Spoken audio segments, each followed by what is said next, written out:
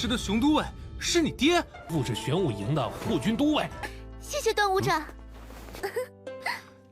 怎么会错？还说是精英，跟段武长立，我会将你拦。我们将悉数奉还。若能改，我们不会为难你。但确实变强了不少。你们弱者哪来的理？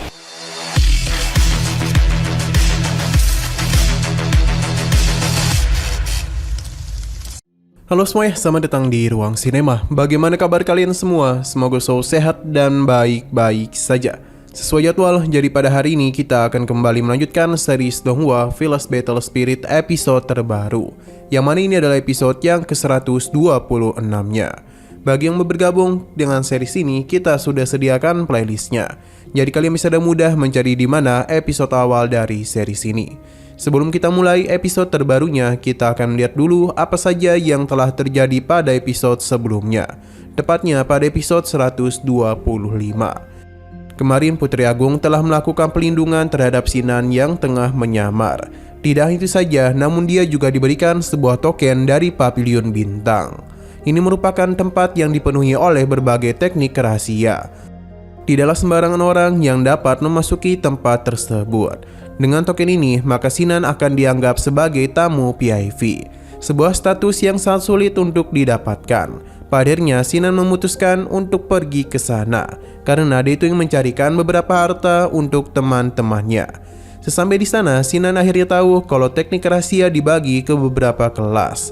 Dan yang warna merah merupakan teknik kuno. Tentu saja Sinan mengambil hal tersebut. Tidak hanya satu ataupun dua, Sinan mengambil teknik kuno sebanyak 4 kali. Yang tentu saja membuat orang-orang menjadi begitu iri sekaligus penasaran siapakah dia. Termasuk juga dengan sosok kuat bernama Jenderal D. Nah sekarang kita akan melanjutkan episode terbarunya. Setelah melakukan farming kepada teknik kuno, Sinan pun memberikan hal itu kepada rekan-rekannya.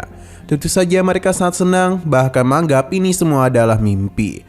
Xiaoling bahkan tidak ingin memanggil Sinan sebagai rekan lagi, namun layaknya seperti bos. Ia berjanji siapapun yang berani menyentuh Sinan ataupun membuat masalah kepadanya, maka ialah yang akan melindunginya.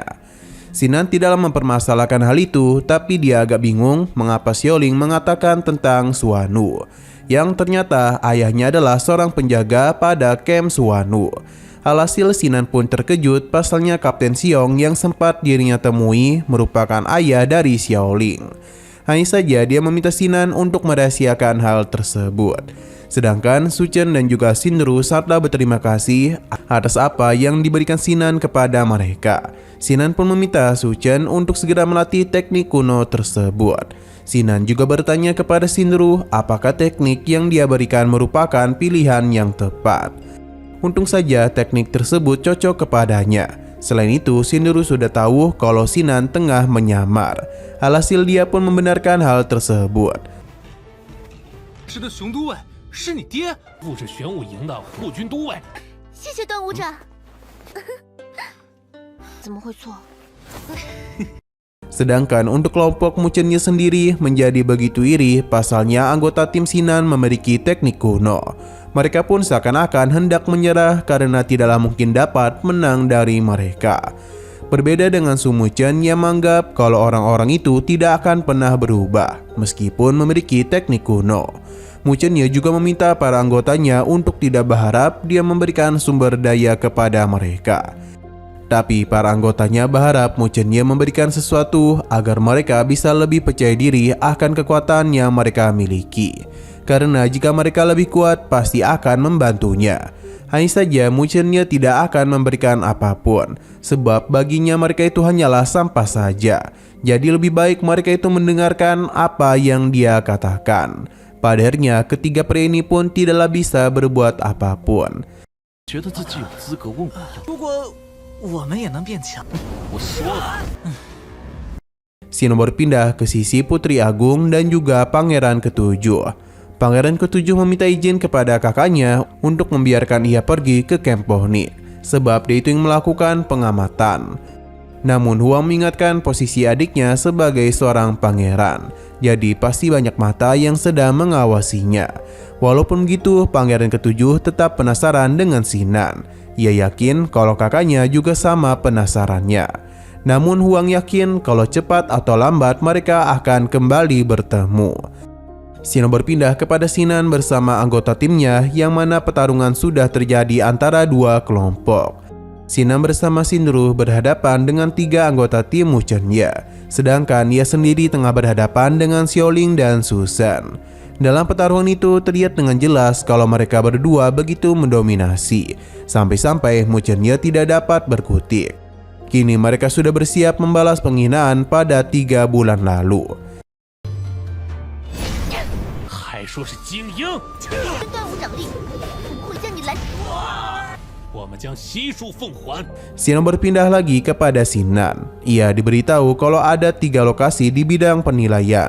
Dalam waktu 1 jam, Ketua Wang akan memutuskan siapa pemenangnya berdasarkan berapa banyak benteng yang telah mereka kuasai. Ketua Wang juga mengingatkan kalau pertarungan ini hanyalah latihan tanding saja, jadi jangan sampai membahayakan nyawa lawan mereka. Semua serangan yang dianggap tidak membahayakan boleh digunakan. Sinan memuji perkembangan kekuatan Xinru. Selain itu, dia juga telah memberikan bantuan kepadanya. Pujian tersebut tentu saja membuat ia malu.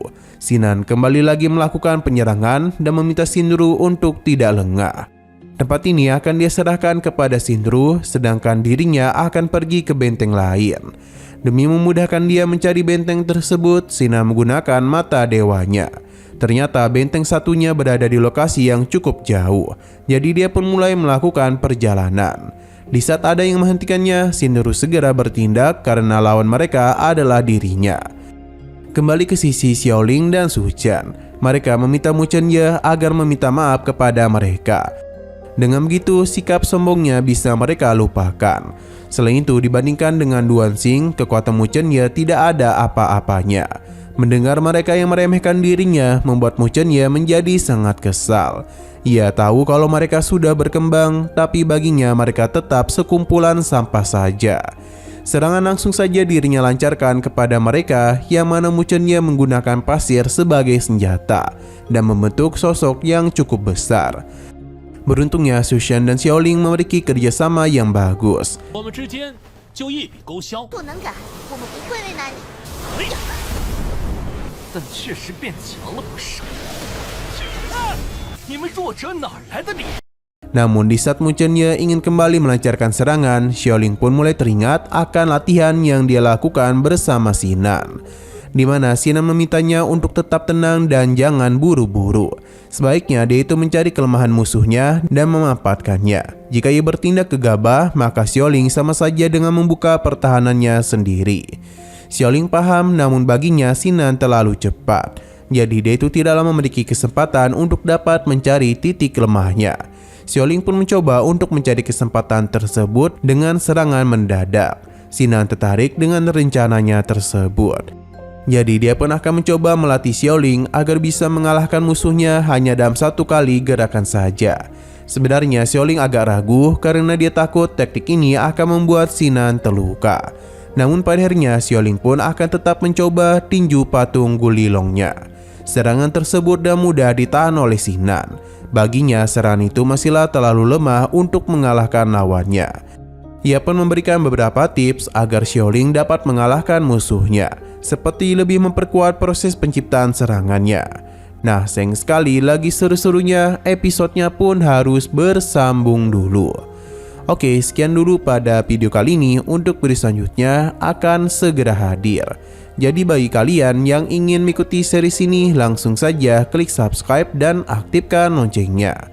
Terima kasih yang sudah menonton video sampai habis. Jika kalian suka pada video ini, klik like dan share ke teman-teman kalian tentang channel ini. Dan ditunggu aja kelanjutannya. Oke, sampai jumpa di video selanjutnya.